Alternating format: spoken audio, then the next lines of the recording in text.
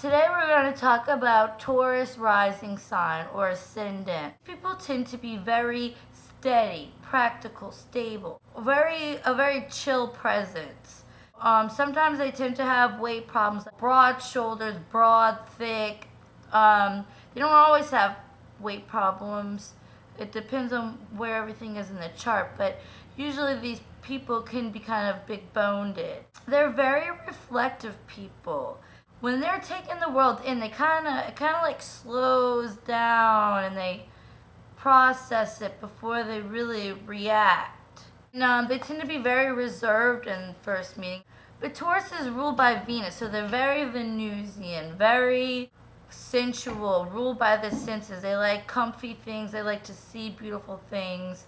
Also, Taurus rules the throat, so sometimes they can tend to have singing voices, something to do with the voice arena, but not always. So the second house is in Gemini, which rules finances and also can kind of relate to early upbringing. And with Gemini here, they can be really good with money and like really great accountants, really good at investments. They know how to manipulate money, really good at micromanaging how to exchange money. And as far as their early upbringing goes, they can tend to have mothers who are like very unique and different, kind of a challenging relationship in a way. Kind of felt like they were dragged through whatever the mother was going through. And they also tend to have sort of like communication issues when it comes to the mother. You know, with the Cancer and communications, these people are very reserved, and their Cancer is ruled by the moon. It's emotional, it's inner, introverted. So this makes for a more quiet, reserved persona when it comes to socializing. They're not super flamboyant. So then the fourth house that's usually ruled by Cancer, the moon, has Leo in it, which is a really interesting energy because Leo is where the ego wants to come out.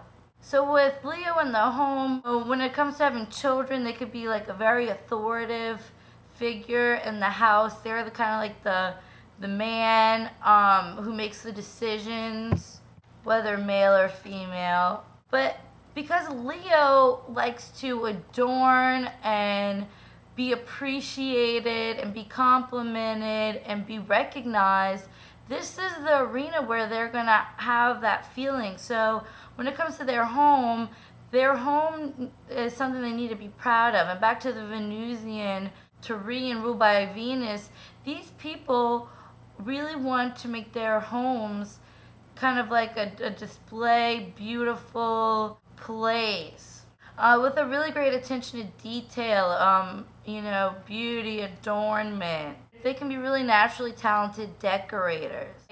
Growing up, they had lots of attention or little attention, and it affects how they feel in the world as they get older.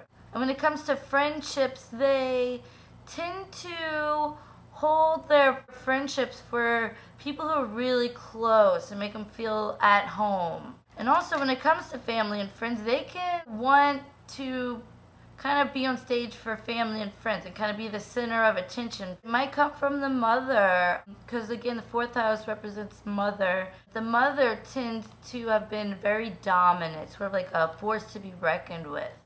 In the fifth house, we have Virgo, which is where you want to be careful. So these people tend to be, pretty careful about things. They don't really, mess around. Because sometimes with this placement, their children can feel unloved or underappreciated, a bit neglected. But as parents, they tend to be very structured, wants perfection from their child. In the sixth house, we have Libra. And where Libra comes, we want to attain balance. And basically, this is the house of health. So these people need balance to feel healthy. If they don't, they feel, their health can really suffer. And this is in the house of like everyday beauty. So it's important again that these people surround themselves with, Venusian type things. In the seventh house of partnerships, we have Scorpio. So this is the kind of partner you tend to attract. What you feel like you lack, so you look for in a partner. And the whole opposites attract thing to balance each other out.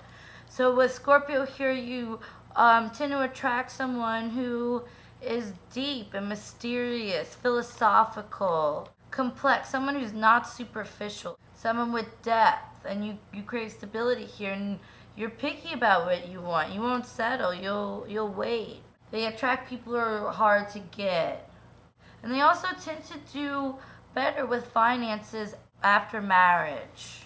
In the eighth house of marriage and death, in the occult, they have Sagittarius, which is ruled by Jupiter. So Jupiter is the planet of luck and expansion. So here these people can tend to deal with less crises and be a little bit more stable. They also have a need to prove their intellectual superiority. If they can prove how intellectual and brilliant they are, they somehow feel less vulnerable. This is the house of death. People with Sagittarius here tend to die away abroad or while traveling, far away from their home. So be extra careful when traveling with this placement. In the ninth house of higher mind, we have Capricorn, ruled by Saturn, which is a very disciplined ruler. They love an ambitious challenge, but they're very fixed. Like I said, very stubborn, staunch, fixed, immovable. They really, really believe what they believe is right. They have to be careful not to bully people and to, try to make people believe what they believe. It could be kind of a brash thing. Also, though, you have discipline in the higher mind, so this is great for teacher, gurus, foreign language. In the 10th house of public image, they have on the midheaven Aquarius, which is ruled by Uranus and Saturn. And Uranus is kind of a crazy energy, whereas Saturn is, again, really disciplined. Saturn kind of brings the Uranus back down to Earth and keeps it from going nutso. They tend to be good with technology or like electronics.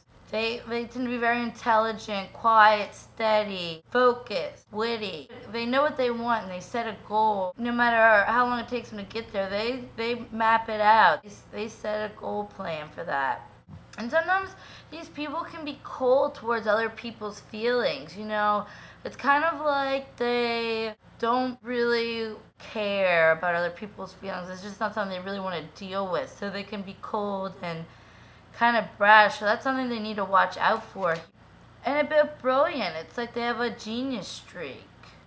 In the 11th house, they have Pisces. And here they tend to appreciate sensitivity and uniqueness and odd friendships or people who are like really religious or spiritual, much more than them. So they can learn from them.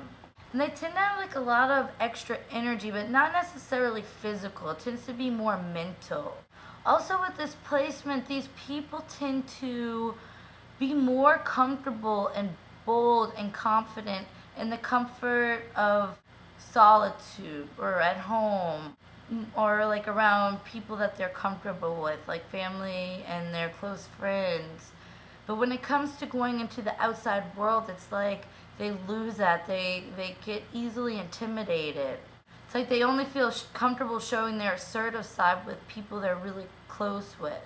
So it's important for these people with this placement to challenge themselves, to kind of become a part of a group that challenges them in the realm of being assertive and confident and proving that to yourself and others.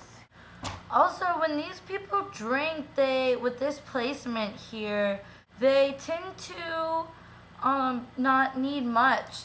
Just one or two. They need to watch it because all that's repressed ends up coming out aggressively. These people can get in a lot of fights when they drink. So these people should probably not drink, or if they do, not drink very much at all, because it can make you turn bold and wild, and you don't want that. You have to maintain an image, as we all do. So, basic rundown of the Taurus Rising Ascendant, and I'm hoping you were able to extract some sort of information from this. If you like my videos, please subscribe, and I'm sending my love here from New Orleans.